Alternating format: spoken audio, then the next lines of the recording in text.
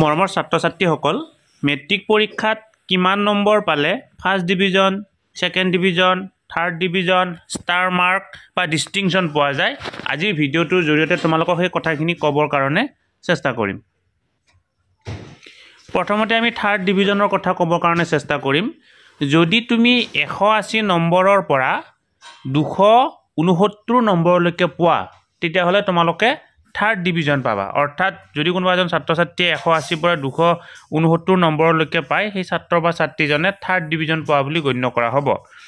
যদি তুমি 270ৰ পৰা 359 নম্বৰলৈকে পোৱা, তেতিয়া তোমাক কি বুলি কোৱা হ'ব? ছেকেণ্ড ডিভিজন পোৱা বুলি কোৱা হ'ব।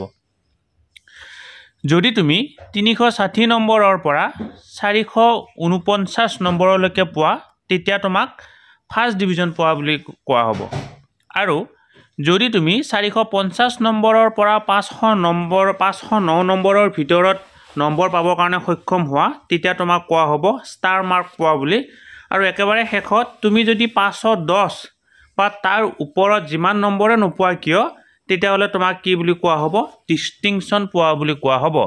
আৰু তোমালোকে নিশ্চয় জানা, আমি এটা ছাবজেক্টত লেটাৰ পাবলৈ হ'লে 80 বা তাতকৈ বেছি নম্বৰ পাব লাগিব। গতিকে ছাত্ৰ ছাত্ৰীসকল, নিশ্চয় তোমালোকে কথাখিনি গম পালা। ভিডিঅ'টো তোমালোকৰ লগৰ বন্ধু বান্ধৱীসকললৈকে শ্বেয়াৰ কৰিবা। ষ্টুডেণ্টছ কুইন এছাম নামৰ ইউটিউব চেনেলটোৰ জৰিয়তে আমি ছাত্ৰ ছাত্ৰীৰ কাৰণে বিভিন্ন ধৰণৰ শিক্ষামূলক ভিডিঅ' লগতে পৰীক্ষা উপযোগী ভিডিঅ' প্ৰস্তুত কৰিবৰ কাৰণে চেষ্টা কৰোঁ। তোমালোকে যদি আজি পোনপ্ৰথমবাৰৰ কাৰণে এই চেনেলটো চাইছা, অনুগ্ৰহ কৰি চেনেলটো ছাবস্ক্ৰাইব কৰিবা আৰু ওচৰতে থকা বেল আইকনটো প্ৰেছ কৰি অল নটিফিকেশ্যন কৰি থৈ দিবা।